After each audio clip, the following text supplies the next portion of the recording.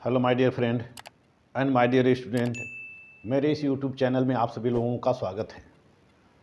मैं आप लोगों को इस समय बीए द्वितीय वर्ष से 4th सेमेस्टर से वेस्टर्न पॉलिटिकल थाट पढ़ा रहा हूं और वेस्टर्न पॉलिटिकल थाट यानी पाश्चात्य राजनीतिक विचारक के अंतर्गत मैं इस समय आप लोगों को अरस्तु पढ़ा रहा हूं। और अरस्तु के इस क्रम में आज मैं अरस्तु के दास प्रथा और नागरिकता संबंधी विचारों से आप लोगों को अवगत कराऊंगा। तो आइए चलते हैं अरस्तु के दास प्रथा की तरफ। अरस्तु के दास प्रथा के संबंध में क्या विचार है या दासता के संबंध में क्या विचार है। प्राचीन यूनानी सामाजिक व्यवस्था में दासता एक सार्वभौमिक संस्था थी। यह परिवार का एक आवश्यक अंग था।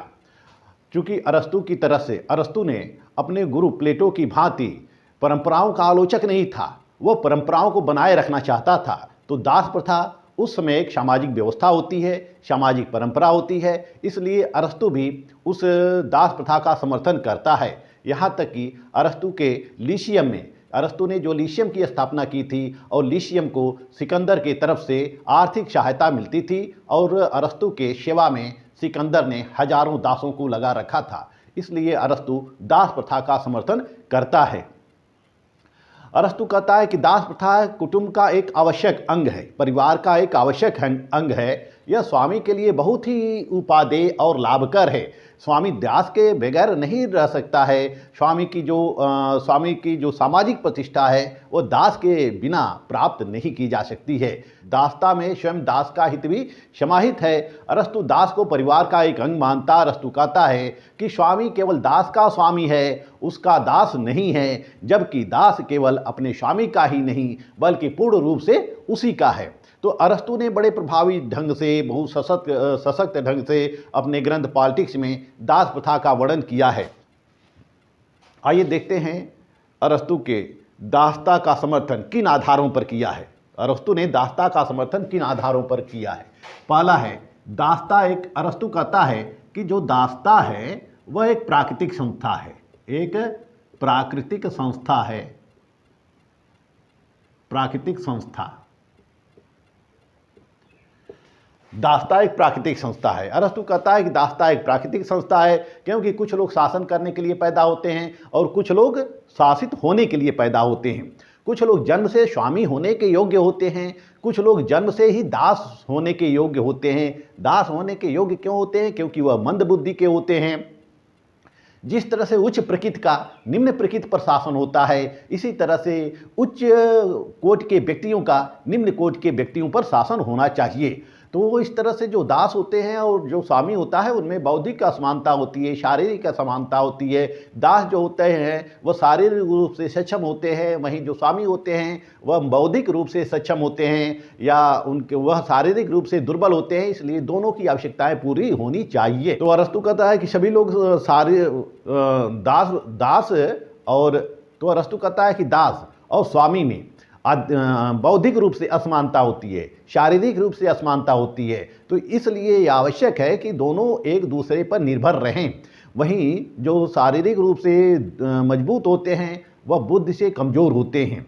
शारीरिक रूप से जो बलिष्ठ होते हैं वह जरूरी नहीं है कि बुद्धि से ही मजबूत हों, और जो बुद्धि या बौद्धिक रूप से सशक्त होते हैं यह जरूरी नहीं है कि वह शारीरिक रूप से भी सशक्त हों। इसलिए दोनों की आवश्यकताओं की पूर्ति होनी चाहिए। जो बौद्धिक व्यक्ति है वह अपना कार्य अब शारीरिक क्षमता के अभाव में नहीं कर सकता है। तो शारीरिक क्षमता की पूर्ति किसके द्वारा होनी चाहिए? दासों के द्वारा होनी चाहिए। तो इस तरह से अरस्तु कहता है कि दासता एक प्राकृतिक संस्था है और यह आवश्यक है, व्यक्ति के विकास के लिए आवश्यक है और दास के विकास के लिए भी आवश्यक है। अरस्तु कहता है कि दासता एक नैतिक है। दासता जो है वह नैतिक है। नैतिक क्यों है? दासता नैतिक क्यों है?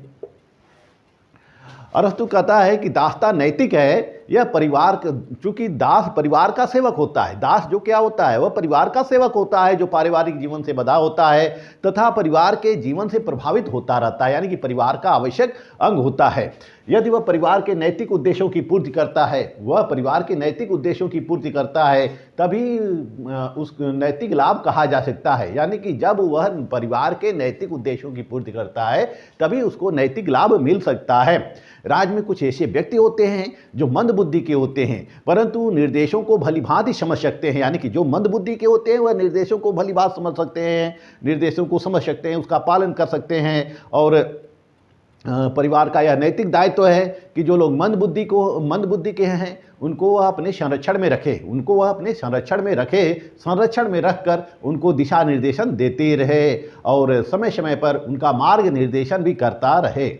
परिवार उनका समय समय पर मंद बुद्धि वाले लोगों को मार्ग निर्देशन भी देता रहे। तो इस तरह से जो मंद बुद्धि के लोग हैं उनकी सारी आवश्यकताएं भी पूर्ति होती रहेंगी, क्योंकि वह अपनी आवश्यकताएं स्वयं पूरी नहीं कर सकते हैं। अपनी आवश्यकताएं पूरी करने के लिए वह एक दूसरे पर निर्भर रहते हैं, परिवार पर निर्भर रहते हैं। तो ऐसे में वह उनकी आवश्यकताएं किसी के संरक्षण में पूरी हो सकती है। वह परिवार में रहते हैं, परिवार उनके लिए भोजन की व्यवस्था करता है और वस्त्र की व्यवस्था करता है, रहने की व्यवस्था करता है, और बदले में वह परिवार के सारे कार्यों को पूरा करते हैं। उनके खेतों में काम करते हैं, उनको पशुओं को चराते हैं और परिवार को भी थोड़ा अवकाश मिल जाता है, वह अपने नैतिक और आध्यात्मिक और राजनीतिक कार्य भी कर लेता है। तो इस तरह से दासता जो है वह नैतिक होती है, वह दोनों व्यक्तियों के लिए आवश्यक होती है। दास के लिए भी आवश्यक होती है और परिवार के लिए या स्वामी के लिए भी आवश्यक होती है। अरस्तु कहता है कि दासता में जब स्वामी के गुण, यानी कि दासता में जब स्वामी के गुण उत्पन्न हो जाए, यानी कि वह दास जो है स्वामी के साथ रहते रहते स्वामी की प्रकृति या स्वामी के गुण दास में उत्पन्न होते हैं, तो ऐसे व्यक्तियों को दासता से मुक्त कर देना चाहिए, क्योंकि उनमें नैतिक विकास हो जाता है, आध्यात्मिक विकास हो जाता है, बौद्धिक विकास हो जाता है, तो उनको मुक्त कर देना चाहिए। अब अरस्तु कहता है कि दास और स्वामी दोनों के लिए लाभप्रद है। स्वामी और दास दोनों के लिए लाभप्रद है, दोनों के लिए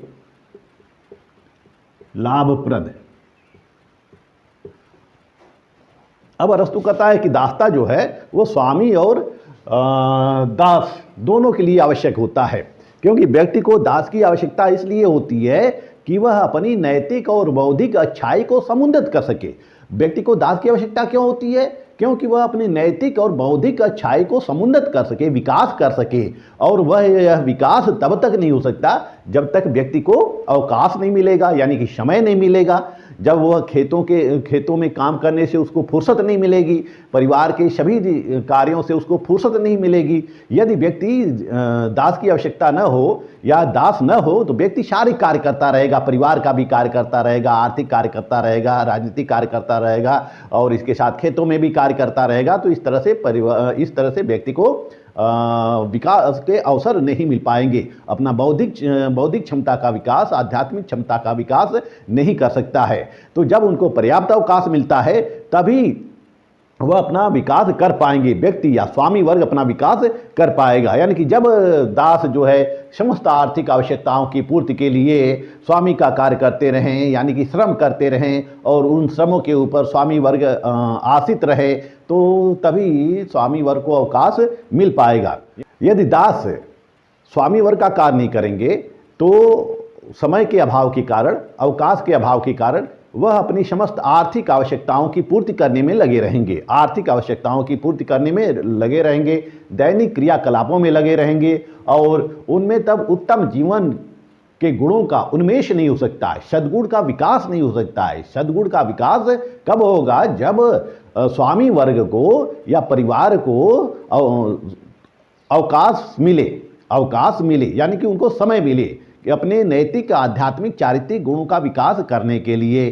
तो यह इसके लिए आवश्यक होता है। स्वामी के लिए दास आवश्यक होता है और दास को भी आवश्यक होता है, क्योंकि दास जो है मंदबुद्धि के होते हैं या उनमें आध्यात्मिक क्षमता कम होती है, बौद्धिक क्षमता कम होती है, तो वह अपना सारा कार्य स्वयं नहीं कर सकते, उनको मार्ग निर्देशन की जरूरत होती है। तो वह स्वामी वर्ग के संरक्षण में रहते हुए मार्ग निर्देशन प्राप्त करते रहते हैं, मार्ग निर्देशन प्राप्त करते रहते हैं, और उनकी आवश्यकताएं जैसे रोटी, कपड़ा और मकान, उनकी यह आवश्यकताएं जो होती हैं पूरी होती रहती हैं। वह स्वामी वर्ग के संरक्षण में रहते हैं, कार्य करते हैं और भोजन करते हैं, भोजन पाते हैं, वस्त्र पाते हैं, मकान रहने के लिए घर पाते हैं। तो इस तरह यह दोनों के लिए लाभकारी है, दास के लिए लाभकारी है और स्वामी वर्ग के लिए भी लाभकारी है।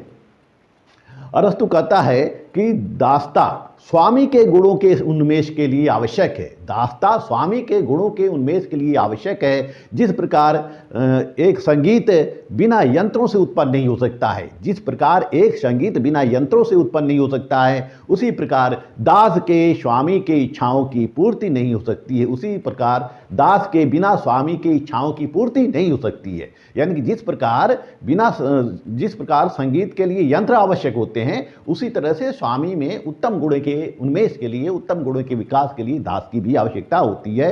अतः स्वामी को पूर्णता प्रदान करने के लिए दासता अति आवश्यक होता है। तो इस तरह से दास के लिए भी दासता लाभदायक होती है, क्योंकि दास बुद्धिहीन होते हैं, अयोग्य होते हैं, वह सक्षम और विवेक रहित होते हैं।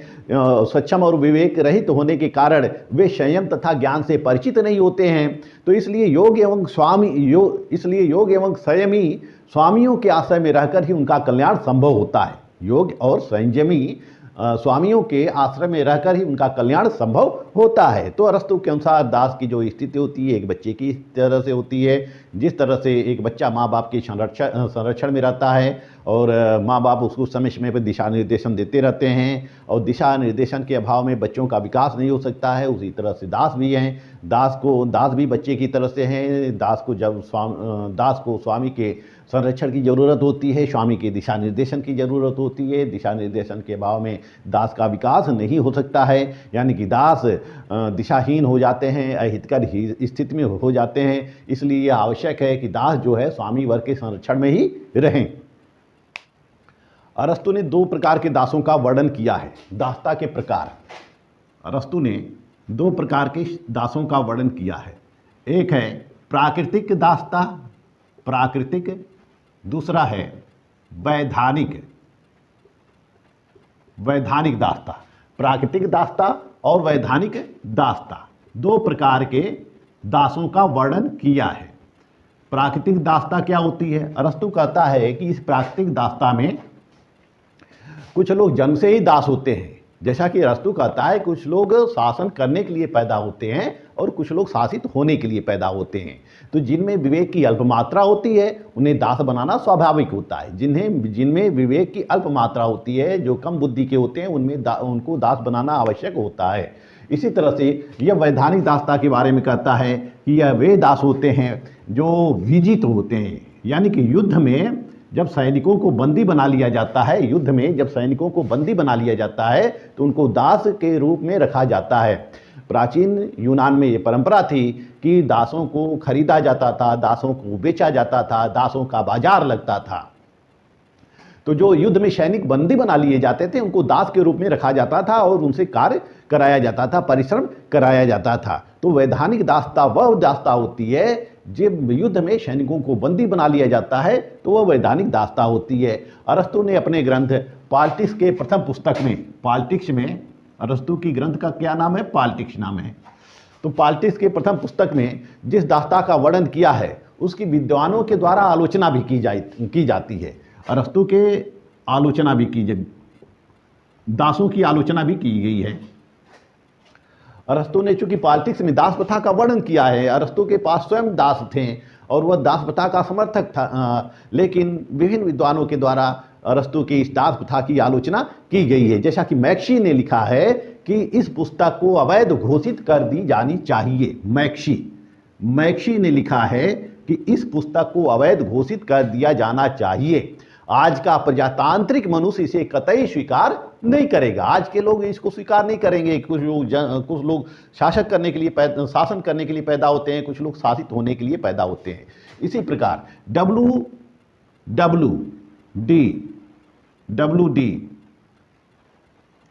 WD रोस ने लिखा है कि W.D. रोज की पुस्तक का नाम है Aristotle. Aristotle Aristotle Aristotle W.D. रोज ने अपनी पुस्तक एरिस्टॉटल में लिखा है कि मानव जाति के गुणों तथा शासित के आधार पर दो वर्गों में विभक्त करने के विचार का समर्थन नहीं किया जा सकता है। मनुष्य होने के नाते हर व्यक्ति में विवेक होता है, हर व्यक्ति में बुद्धि होती है। तो इस तरह से W.D. रोज भी अरस्तू के दास्ता का समर्थन नहीं करते हैं। ये कहते हैं कि यह स्वीकार नहीं किया जा सकता है कि कुछ लोगों में विवेक नहीं होता है, विवेक तो सब में होता है। इसी तरह से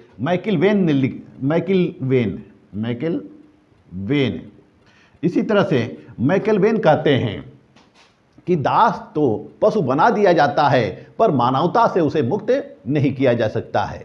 वह कहता है कि दास को पशु बना दिया जाता है पर मानवता से भी उसे मुक्त नहीं किया जाता है।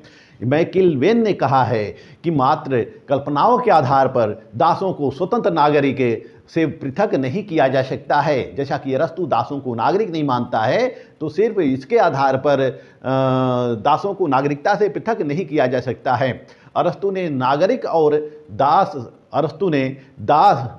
ने नागरिकों और दासों के बीच को अंतर करने का कोई विशेष मापदंड निर्धारित नहीं किया है। अरस्तु ने नागरिकों और दासों के बीच अंतर करने का कोई मापदंड निर्धारित नहीं किया है। तो अरस्तु ने दासों को नागरिकता से वंचित कर दिया है और नागरिकों के लिए श्रमिक वर्ग को न चुनकर अरस्तु ने बड़ा ही अन्यायोचित कार्य किया है। वही अरस्तु एक जगह कहता है कि यूनानियों को दास नहीं बनाया जा सकता है, क्योंकि यूनानी जातियां जो होती हैं उच्च नस्ल की होती हैं। यूनानियों में ओज होता है, वीरता होती है, शूरवीरता होती है, बौद्धिक क्षमता होती है। तो यूनानियों को दास नहीं बनाया जा सकता। परंतु यह कैसे मान लिया जाए कि यूनानी विवेकशील हैं तथा गैर यूनानी विवेकहीन हैं? यह अरस्तु जाति श्रेष्ठता का सिद्धांत प्रतिपादित करता है। वह कहता है यूनानी जातियां श्रेष्ठ होती हैं, सर्वश्रेष्ठ होती हैं। वह कहता है कि अन्य लोगों को बंदी बना लिया जाए, लेकिन यूनानी जातियों को बंदी न बनाया जाए, क्योंकि यूनानी जातियों में विवेक की उच्चता पाई जाती है, वह बुद्धिमान होते हैं। यह कैसे निर्धारित किया जाए कि यूनानी जातियां बुद्धिमान होती हैं और अन्य जातियां बुद्धिहीन होती हैं? तो अरस्तु ने बड़े विशिष्ट ढंग से यूनानी व विशेषकर एथेंस वादी नस्ली उदंडता का परिचय दिया है। एथेंसवादी नस्ली उदंडता का परिचय दिया है। परंतु इतना सब होते हुए जो दास्ता होती है वह यूनान का पारंपरिक अंग होती है। यूनान के लिए सबके लिए उपयोगी संस्था रही है। यूनान में उपयोगी संस्था रही है, परंपरा रही है। यूनान में दासों को खरीदा जाता था, बेचा जाता था, और जैसा कि प्लेटो को स्वयं एक दास के रूप में खरीद लिया गया था, दास के रूप में बेच लिया गया था। प्लेटो को उसका मित्र दास से उसको छुड़ाया, यानी कि दासता से मुक्त कराया। प्लेटो का एक मित्र उसको दासता से मुक्त कराया।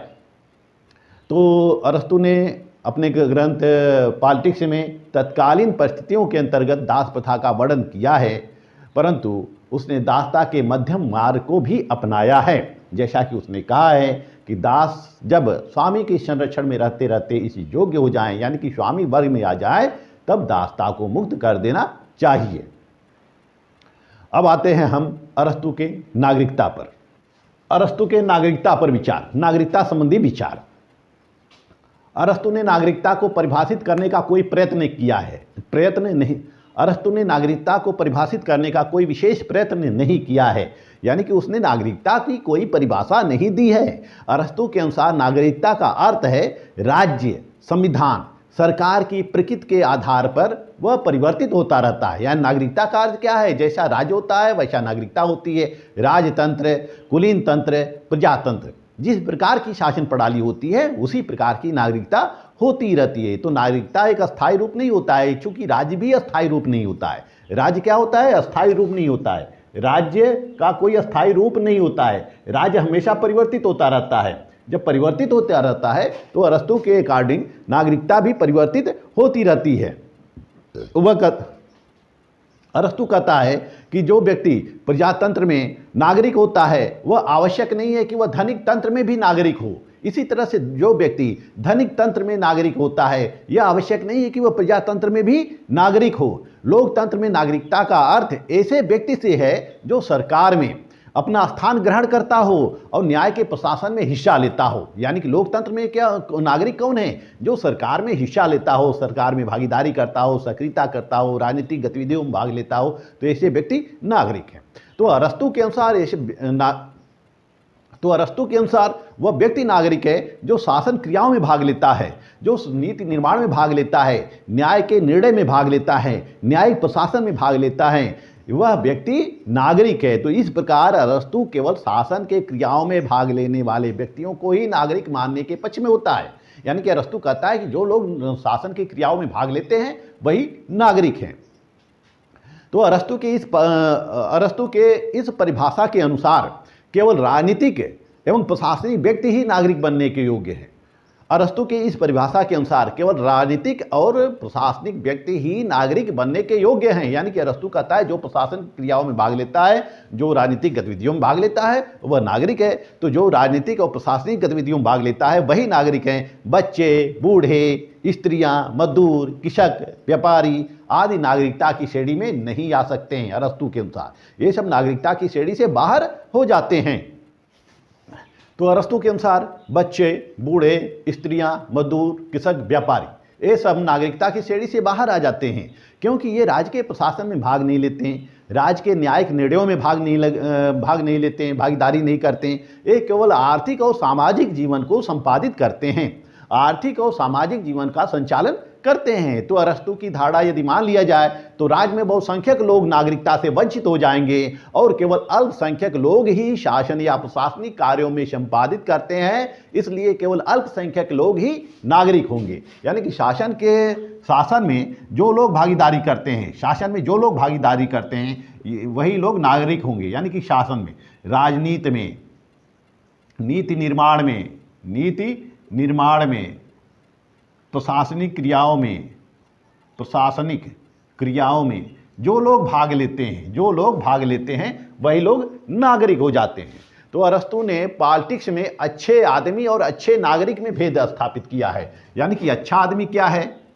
अच्छा आदमी और अच्छा नागरिक, अच्छा आदमी और अच्छा नागरिक में भेद स्थापित किया है। वह कहता है कि जो अच्छा आदमी है वह जरूरी नहीं कि वह अच्छा नागरिक भी हो, जो अच्छा नागरिक है यह जरूरी नहीं है कि वह अच्छा आदमी भी हो। वह कहता है कि एक अच्छा आदमी उत्तम गुणों के कारण हो सकता है, वह सद्गुणी हो सकता है, परंतु राज्य के कार्यों में भागीदार न होने के कारण वह नागरिकता से वंचित हो जाता है।